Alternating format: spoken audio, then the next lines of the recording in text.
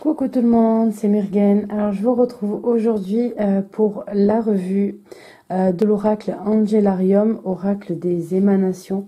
Alors c'est un oracle qu'on m'a offert et que je trouve très sympa. Il est composé de 33 cartes et vous le trouvez aux éditions Lo Scarabeo. Donc vous voyez qu'il est édité en 6 langues.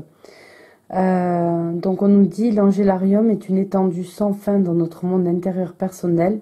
Nous le voyons non pas lorsque nous regardons vers l'extérieur, à savoir la grande étendue qui nous entoure, mais en regardant dans le monde délicat qui se trouve au-dedans de nous-mêmes. Donc on va avoir une boîte en dur, ce sont des boîtes assez petites, pas trop, hein, juste comme il faut. Et c'est vrai qu'il nous a, maintenant il commence à nous faire depuis un an et demi, il commence à nous faire des oracles très sympas, le Scarabeo. On a une autre qualité de cartes, on a une autre qualité de boîte, de packaging, et donc ça c'est vraiment pas mal. Donc on a un intérieur noir et on a un petit livre qui est là, donc il est en 6 langues, il faut qu'on cherche notre côté à nous. Donc il s'ouvre assez facilement puisque en français forcément je l'ai lu.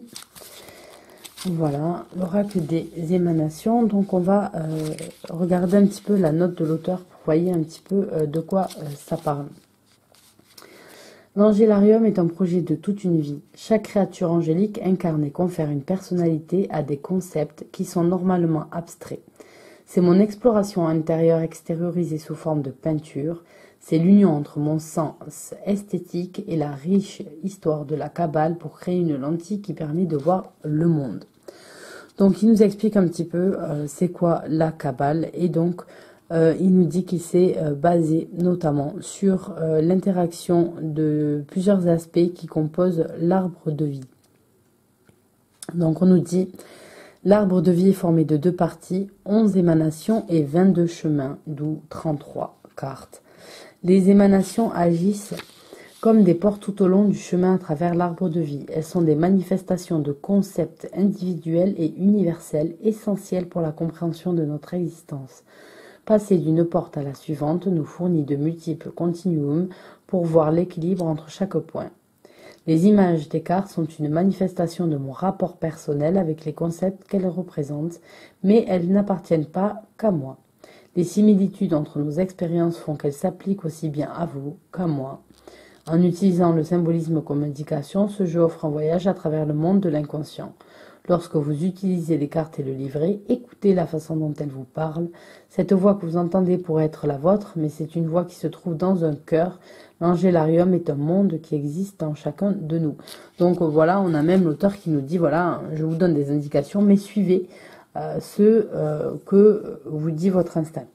Donc voilà, on nous donne après comment comprendre l'oracle et on commence déjà à avoir toutes les cartes. Donc on va avoir les 11 émanations en premier et ensuite on a les anges en fait. On va avoir les anges, les 22 anges sur la suite. Donc on repart en notre petite boîte avec les cartes. Tac. On les attrape avec un petit fil. Ça, c'est super pratique. Et donc, on a une cote qui n'est pas colorée. Des bonnes cartes, bonne qualité. Vraiment. Et je vous montre le dos. Donc, voilà. On a pas mal de symboles sur ces deux cartes. Qui se marient bien quand même avec les illustrations. Donc pour les 11 émanations, on va avoir Keter, qui touche la couronne de la spiritualité. Chokma. Alors, j'ai mon chauffage à côté qui fait un boucan d'enfer. Je ne sais pas si vous entendez le clic, clic, clic, clic, mais...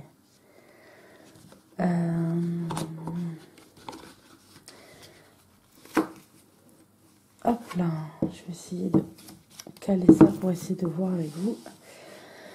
Alors, Chokma, œil droit, sagesse. Et donc on nous dit, on la trouve dans naissance, intuition et inconscient. On a ensuite, je pourrais pas le tenir comme ça. Pouchouchou. Bina, œil gauche, la connaissance. Da'at, qui représente le vide. Chesed, qui représente l'empathie ou la main droite. Gevura, qui représente le jugement et la main gauche. Tiferet, qui représente le cœur et la beauté. C'est assez sombre, je trouve, comme image, sans faire non plus peur, mais c'est vrai que ce sont des images assez sombres. On sent un jeu assez masculin, je trouve. Netza, qui est la jambe droite. Od, la jambe gauche, la soumission. Yesod, la connexion.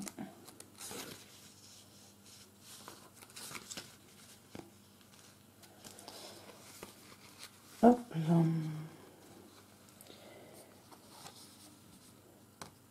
Malkout, le sol ou le royaume. Donc ensuite on va avoir les anges. Donc on a Gabriel, l'ange des héros. Messager, hein, dans le sens messager. Raziel, l'ange des mystères. Azraël, l'ange de la mort. Remph, l'ange du temps. Léliel, l'ange de la nuit. Très joli celle-là aussi. Douma, l'ange des rêves. Matariel.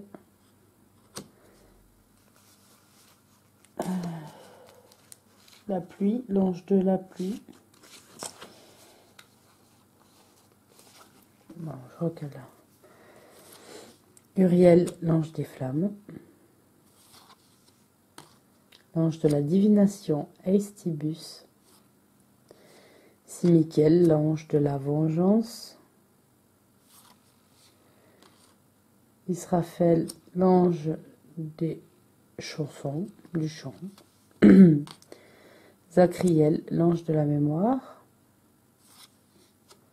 Asmed, l'ange de l'annihilation.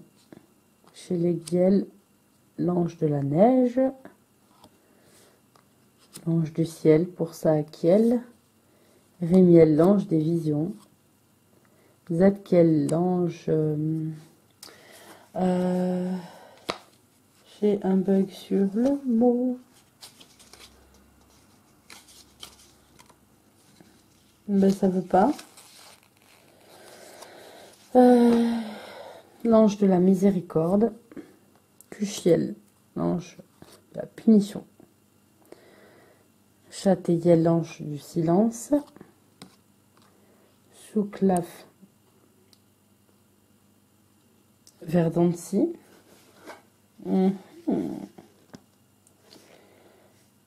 De la forêt. D'accord. Fanuel, l'ange de la vérité. Et Sandalphon, l'ange de la nouvelle vie. Donc voilà pour ce jeu qui est intéressant. Si vous vous êtes intéressé un petit peu à l'arbre de vie séphirotique, oui.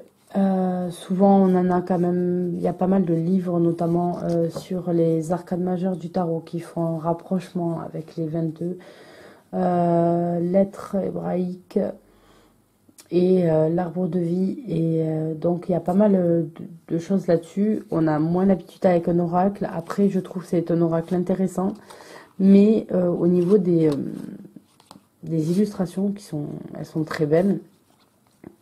Elles sont assez noires quand même, assez obscures, et je sais pas pourquoi. Moi, je trouve que c'est un jeu qui est assez masculin.